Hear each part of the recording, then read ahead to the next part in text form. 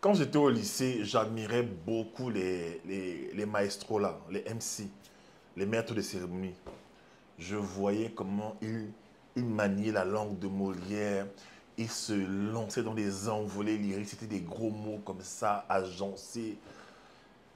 Et moi, j'ai toujours cru que l'art oratoire, c'était ça, quoi.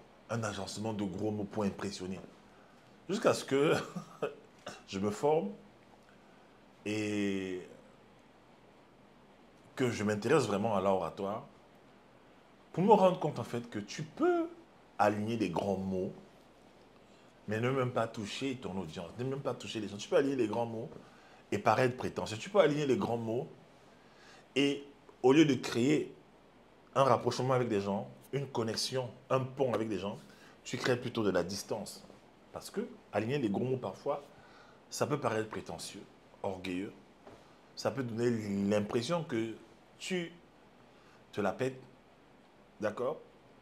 J'ai découvert plutôt que l'art oratoire, c'est la capacité qu'un individu a de créer un pont entre lui et l'autre. Un pont qui va de son cœur au cœur de la personne avec qui il parle, en fait. D'accord? Alors que je te parle souvent dans mes vidéos, tu sens que je parle à ton cœur. Les gens restent sur mes vidéos pendant 2h30 de temps, dans mes directs. Pourquoi? Parce que je crée un pont avec eux, en fait. Je raconte de belles histoires. Je suis authentique. Je suis aussi vulnérable dans mes vidéos. Je suis simple. D'accord? Et je suis sincère. L'art oratoire, ce n'est pas l'agencement des gros mots. Oui, euh, la pertinence de vos propos face à une situation aussi rocambolesque qui nous amène dans une focalisation extra-diégétique, tous ces trucs-là. Ça là, souvent ça cache un malaise. Ma femme et moi, on connaît un acteur français comme ça, qui, dans toutes ses prises de parole en public, ses interviews, il essaye toujours d'impressionner les gens. Pourquoi? Je ne vais pas dire son nom. Hein. Il essaie toujours d'impressionner les gens. Il essaie toujours de trop en dire, de dire des gros mots. Il cherche des mots qu'il a lus. Je pense que chaque jour, il doit lire des gros mots dans le dictionnaire pour les placer dans ses apparitions publiques. Pourquoi est-ce qu'il fait tout ça? Parce que quelque part, il n'avait pas eu d'éducation, il n'est pas là à l'école. Et dans la société française, il était très critiqué, qui est une société très critique, très élitiste. Il s'est rendu compte qu'il fallait qu'il se rattrape. Alors, le mec, il a mangé du vocabulaire. Il en a assimilé, quoi. Il en a mangé. Et aujourd'hui, bah, il dit des gros mots. Il dit des gros mots, des gros mots. Pas des mots grossiers, des gros mots. Il fait de la gromologie. Et du coup, quelque part, les gens qui l'écoutent viennent un peu pour se divertir. D'accord? On ne capte pas forcément l'histoire qu'il essaie de raconter, mais on, euh, on vient rire, en fait. D'accord? Et ça ne crée pas forcément un pont avec les gens. Aujourd'hui, tu peux parler simplement avec ton accent aussi. Le plus important, c'est de véhiculer le message que tu veux véhiculer, en fait. D'accord? Tu peux parler avec des mots simples. Sujet, verbe, complément. Tu véhicules ton message. Tu peux raconter des anecdotes. Tu véhicules un message. Moi, ma mère, ma défunte maman, maman Colette, elle réunissait toujours tout le monde autour d'elle. Elle était d'abord bonne cuisinière, donc quand on allait chez elle ou alors dans la famille, alors qu'elle était là, elle nous réunissait autour de la nourriture et elle nous racontait des histoires extraordinaires. Je pense que c'est d'elle que j'ai pris mon talent de storyteller. Elle racontait des histoires. Parfois, je disais, maman, là, maman, non. Oh, maman, l'histoire, si. Maman, tu ne mens pas un peu.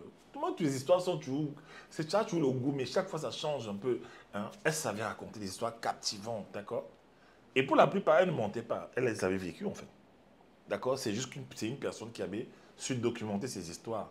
Peut-être mentalement. La plupart des gens vivent des choses extraordinaires, mais comme ils ne gardent pas, ils n'écrivent pas, bah, ils oublient. OK? Donc ma mère, ça avait touché nos cœurs. Quand je m'assois avec ma femme et ma fille, on parle toujours de ma maman par rapport à ses histoires.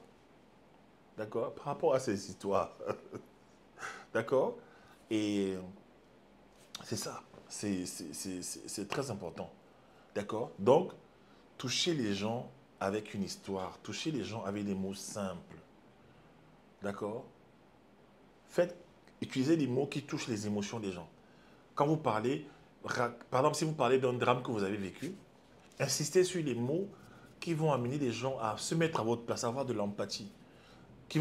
Utiliser les mots qui vont amener les gens à se sentir tristes comme vous l'avez été.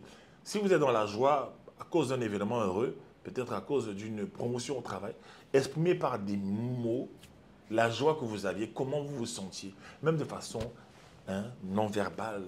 Hein. C'est ça l'art oratoire aussi, d'accord? Je suis William Jamin, d'accord? Je suis le directeur général de Raconte Cameroun, une entreprise qui aide les leaders, les entrepreneurs, et toi aussi qui me regardes, à booster des ventes, à booster ta carrière, leur carrière, et à booster leur image de marque. Ok? Si tu veux devenir une marque, tu veux devenir une personne influente, charismatique lorsque tu parles, si tu veux augmenter tes ventes, si tu veux passer à un autre niveau de succès, nous allons t'aider à travers l'art oratoire et le storytelling. Vous avez vu dans cette vidéo, j'utilise l'art oratoire et je raconte aussi des petites histoires à l'intérieur, d'accord? Je vous ai parlé de ma mère, ok? Je n'ai pas eu besoin d'utiliser les gros mots, d'accord? J'utilise des mots simples, mais je pique ton cœur. Pas avec un couteau, pas avec une aiguille, mais avec une dose d'amour, d'accord? Laisse-moi un commentaire si tu as aimé ce contenu. Et clique dans le lien dans ma bio et tu vas trouver le lien Raconte Cameroun pour nous rejoindre, découvrir nos ateliers, découvrir comment on peut t'amener à un autre niveau de succès. Allez, ciao!